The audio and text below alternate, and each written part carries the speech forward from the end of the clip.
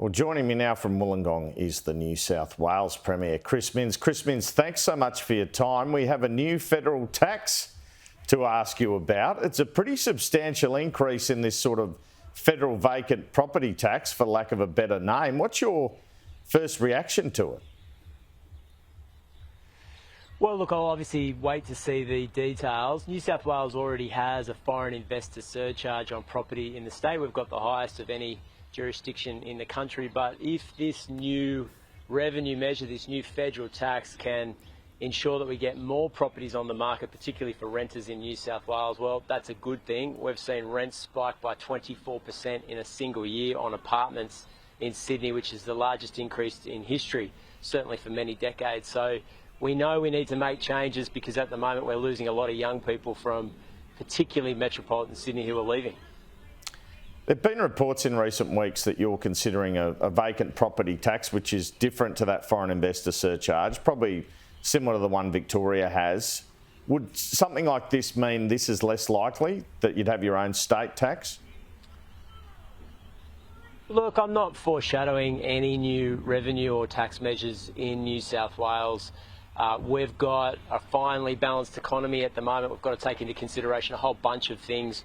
We've made a decision that the best thing we can do as a state jurisdiction when it comes to housing costs and rent is supply. We've got a terrible record when it comes to approvals for new housing in New South Wales. We're the lowest approvals on the eastern seaboard, notwithstanding the fact that we've got the most expensive median house prices, the most expensive rents, the most expensive increase, or the largest increase in housing costs of any jurisdiction in the country, and we're one of the most expensive cities in the world. So what I can practically help with is new housing supply, and that's got to be our focus.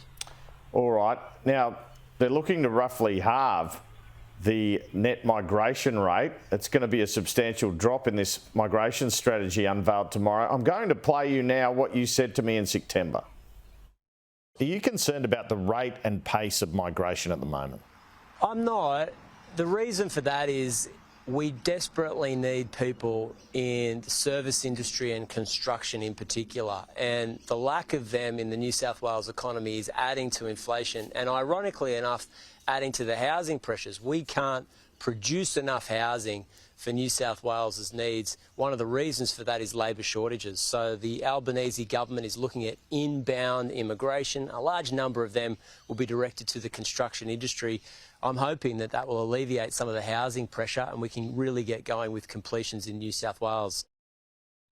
All right, that was a couple of months back. You weren't worried about 500,000 people coming into Australia then. Are you now? Do you think the federal government might be undershooting this?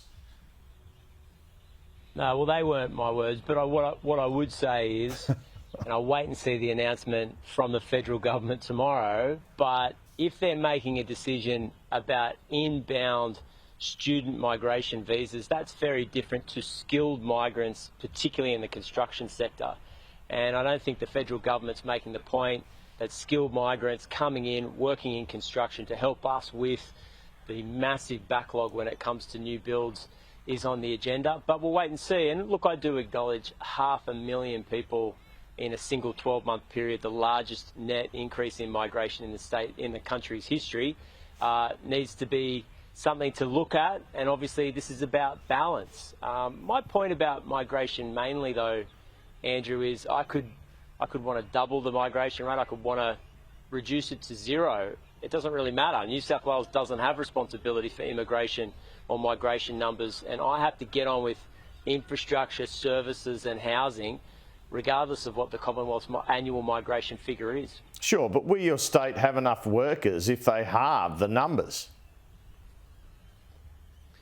You know, it's a bit difficult to make a detailed commentary about a policy that hasn't been released yet, but what I've read in the media about reducing the amount of inbound student migration visas is very different to skilled migration in the labour sector, particularly labour shortages in construction. So I think we can have our cake and eat it too, have a more balanced approach to migration and not sort of exacerbate inflationary triggers in the economy.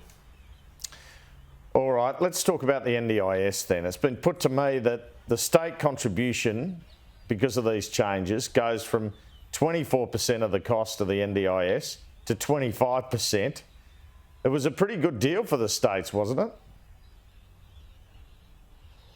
Well, I mean, if you look at the detail that's been agreed, at the moment, our annual increase in NDIS contributions is capped at 4%. That will rise to the actual cost of NDIS, capped at 8%.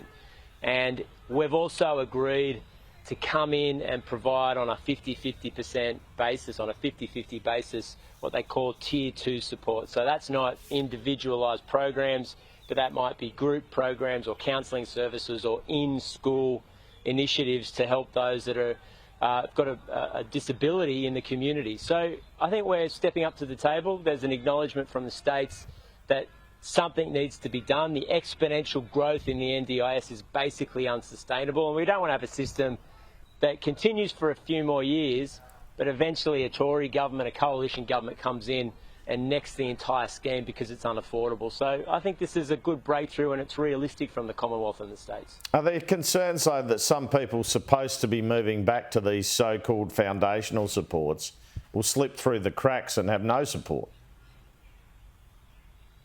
I think there are concerns about that, and let's not, be deceptive about it. That's really the challenge. How do you construct a system to provide services for people who've got a severe disability and need individualised programs and, in some instances, 24-hour care, all the way down to those on the autism spectrum that absolutely need care and support, but it's going to have to be provided by the states and in schools and programs that maybe don't exist at the moment. And I think getting that balance right is going to be extremely difficult, but everybody's coming to the table willing to make changes to have a sustainable scheme. And that doesn't just mean governments, that's not just us and the federal government. You've also got disability advocacy groups that are saying, yeah, we want to be part of this discussion, because to have the NDIS bigger than Medicare in a few years' time means it's an unsustainable program, and nobody wants that. We want a scheme that's going to be here for another 100 years.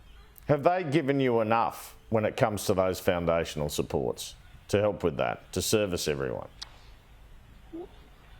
I mean, their big problem is exponential growth, particularly in the next 5 to 10 years. Our big problem at the moment is exponential growth in health this year and next year. So they're coming to the table, giving us a hand with our health system, which gives us the space to work with them on the NDIS. I don't want to make it super complicated. State, Commonwealth relations and financial arrangements would send most people to sleep, Andrew, but at the end of the day, I think there's been a good agreement between both the states and the Commonwealth, where we've sat down and said, let's help each other to deal with cost escalation in these two areas. And so you're happy with the GST and the health arrangements? They go pretty far into the future, don't they?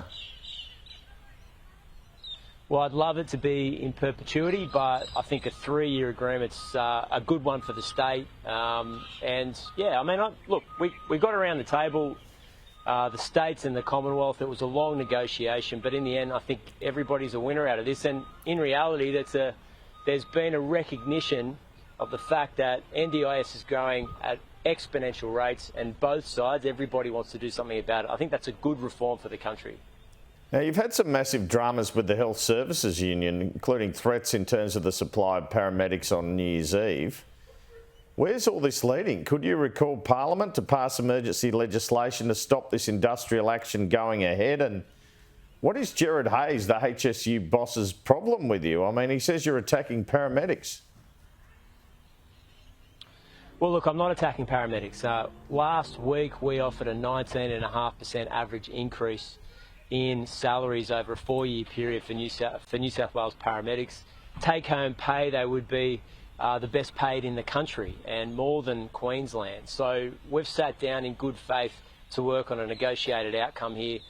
You're right, if a big number of paramedics don't register by the 1st of January, then O will go into meltdown, and it would be catastrophic for emergency services in New South Wales. So we're trying everything we can to forestall that, and that's got to be the priority of both the union and the government. I know that there's been hundreds of hours of negotiations.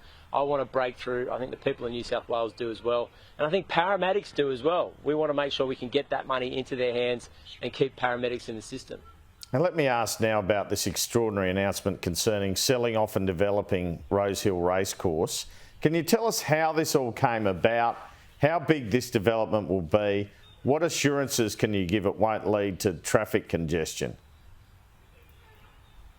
There's a few questions there, Andrew, but I'll do my best. I mean, the first one is the ATC approached the New South Wales government and said, look, you want to put another metro station on that Metro West line. We have got a plan for racing in New South Wales. I think that's really important because as a result of this sale, if it goes ahead, they could invest $5 billion back into the sport. Now, there wouldn't be many sports in the entire world that would have that kind of capital to put into their sporting organisations. That's what would happen in New South Wales. Number two was how many houses? 25,000 houses in addition to the 180,000 that we're planning as a result of zoning and planning changes across Sydney over the pipeline of new housing in the next 5 to 10 years. And I can't remember your third question. Oh, the third was traffic congestion. I mean, I know there's a metro station going in, but that's putting a lot of houses in the middle of Sydney there. This is the last bit of uncontaminated major piece of land in metropolitan Sydney, and for the first time what we're doing is putting housing where we're building public transport infrastructure. Either we put a lot of housing where there's no public transport or a lot of public transport and no uplift in housing. We're trying to bring the two things together and grow Sydney in a sustainable way so people can say, well, I know where housing's going to go, and as a result of that I can plan my future and write the next chapter in Sydney's history. I mean, you're seeing so many people, in terms of net migration from New South Wales, so many people are up and leaving. The major reason for that is housing costs. We're losing our best and brightest people. And every time we say no to a new development, we're saying no to a young family to live and work and join a community in New South Wales. That can't go on anymore. So we're trying to make a big distinctive difference between previous governments in New South Wales to say that we are for housing, we need it for our economy, we need it for young people, and here's our plan for the future of Sydney. Just briefly, will there be a new racetrack in Western Sydney or not?